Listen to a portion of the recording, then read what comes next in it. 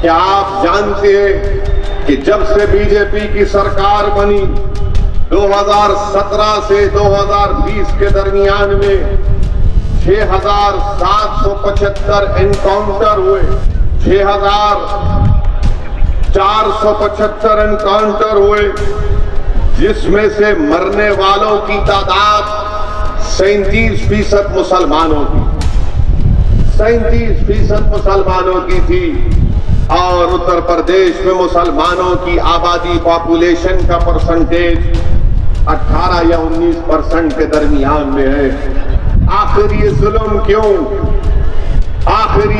क्यों हो रहा है कि एक देश के बड़े प्रदेश का मुख्यमंत्री कहता है कि ठोक दो।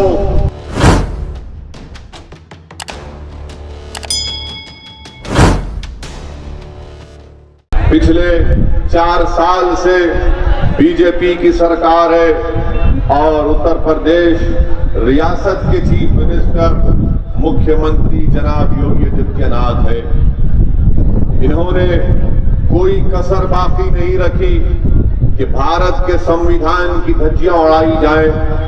इन्होंने कोई कसर बाकी नहीं रखी कि सिर्फ एक ही मजहब की, एक ही तबके की, एक ही जात बरादरी की बात करें। इनका हालिया बयान आपने सुना होगा कि उत्तर प्रदेश के मुख्यमंत्री ने यह कह दिया कि भारत को विश्व में उसका मुकाम इसलिए नहीं मिल रहा है क्योंकि हम सेकुलरिज्म को मानते हैं।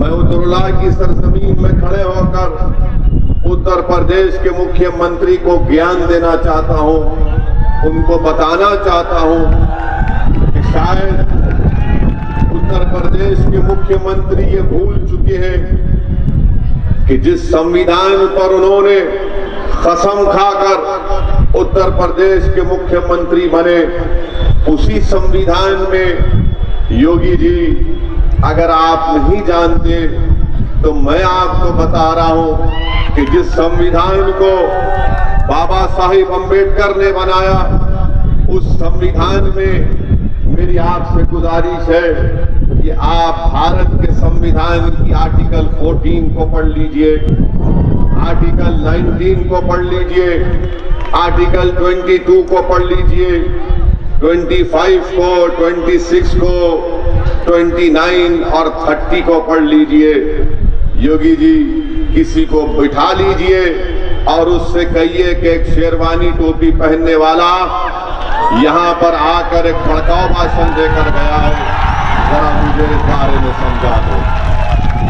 आप अंदाजा लगाइए कि देश के सबसे बड़े प्रदेश के मुख्यमंत्री हैं और जिस संविधान में सेकुलरिज्म लिखा गया उसी के बारे में उत्तर प्रदेश के मुख्यमंत्री कहते हैं कि वो सेकुलरिज्म पूरी दुनिया में, विश्व में भारत को उसका मुकाम दिलाने से रोक रहा है।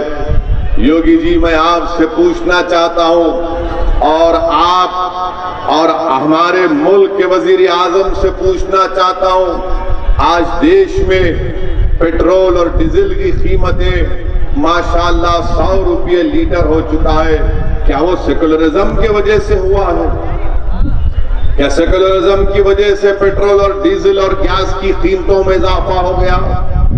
बताइए, वो बीजेपी जो कहती थी कि हमने गरीब महिलाओं को गैस का सिलेंडर दिया, आज वही गरीब महिला 865 रुपये का गैस का सिलेंडर खरीदने के मौक़िफ़ में नहीं है, इसलिए कि उसको किराया देना है अपने घर का, इसलिए कि उसको अपने बच्चों को खाना खिलाना है, इसलिए कि उसके पति के पास अब नौकरी बाकी नहीं रही। मगर उत्तर प्रदेश के मुख्यमंत्री गरीबों की तकलीफ को दूर करने के बजाय सेकुलरिज्म की बात करते हैं। मैं उत्तरला की सरजमीन पर खड़े होकर आपको ये बताना जरूरी समझता हूं, ठोकने से जुर्म या क्राइम का खात्मा नहीं होता। चाहे मैं हूं या कोई पुलिस का IPS ऑफिसर हो, कोई भी कानून को अपने हाथ में नहीं ले सकता है। मगर इस ठोक दो की पॉलिसी ने देख लिया कि 6,475 एनकाउंटर में 37% जिन लोगों को गोली मारकर हलाक कर दिया गया वो मुसलमान थे। बताइए मेरे अजीज दोस्तों और बुजुर्गों, क्या ये हुकूमत संविधान के तहत काम कर रही है? क्या उत्तर प्रदेश में रूल ऑफ लॉ है या रूल बाय गन है? इसका फैसला यकीनन उत्तर प्रदेश की जनता करेगी। मेरे अजीज दोस्तों और बुजुर्गों, आज बड़ी बड़ी बातें की जाती हैं, मगर मैं आपको याद दिलाना चाहता हूं कि उत्तर प्रदेश में बल्कि पूरे मुल्क में CAA NPR NRC के खिलाफ एहतजाज हुआ। हम सब ने मिलकर एहतजाज किया इसलिए कि वो कानून भारत के संविधान के खिलाफ था। वो कानून राइट टू इक्वालिटी, मसावात और बराबरी के खिलाफ था। पार्लियामेंट में जब इस पर बहस हो रही थी तो मैंने बीजेपी के 300 सांसद के सामने खड़े होकर भारत के संविधान की दलाइल को देकर यह बताया कि मजहब के नाम पर सिटीजनशिप का कानून नहीं बन सकता। मजहब के नाम पर आप मुसलमानों से सिटीजनशिप नहीं छीन सकते। और मैंने पूरी पार्लियामेंट में सांसद में खड़े होकर उसको काला कानून करार दिया और उस काले कानून की कॉपी को फाड़ा।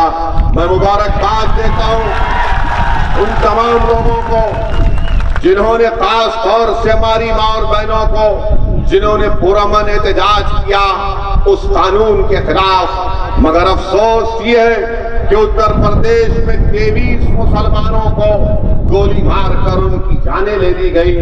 बताइए ये कौन सा इंसाफ है कि गोली मारकर इनको जान ले ली जाती है? और ये मैं नहीं कह रहा हूं, सुप्रीम कोर्ट के रिटायर्ड जस्टिस की रिपोर्ट है, रिटायर्ड जज की रिपोर्ट है, जिन्होंने कहा कि उन बच्चों की जान लेने के लिए गोली मारकर उनको खत्म कर दिया गया। वो 23 मरने वाले कहां के थे? अलीगढ़ के थे, मुजफ्फरनगर, आपके माओ बैरेज और बुलंदशहर से इनका ताल्लुक था। मेरे अजीज दोस्तों और बुजुर्गों, ये इस तरह से अगर संविधान की धज्जियां उड़ाई जाती रहेंगी तो बताइए फिर हमारे मुल्क में जमहूरियत का क्या होगा? उत्तर प्रदेश में फ्रीडम ऑफ एक्सप्रेशन का क्या होगा? आज मरने वालों के घरों में कोई जाकर उनसे पूछता नहीं है। वो 23 लोग जो मर गए, आज दुनिया उनके घर की तरफ रुख नहीं करती। कोई उस मरने वाले माँ की बेटे से जाकर नहीं पूछता कि माँ तू सुकून में है या नहीं। मरने वाले बेटे के बाप के पास कोई जाकर उससे पूछता नहीं है कि चचा आपकी जिंदगी कैसे गुजर रही है। अल्लाह ही बेहतर जानता है कि जिन लोगों की जानें चली गई आज उनके घर में कितना गम होगा, कितनी तकलीफ और कर्ब में अपनी जिंदगी गुजार रहे। मगर मैं आपको ये बात बताने आया हूं कि याद रखो मेरे अजीज दोस्तों और बुजुर्गों, इस मुल्क और इस मुल्क के संविधान को बचाने के लिए हमको अपनी जान के नजराने भी देना पड़े तो हम देते रहेंगे।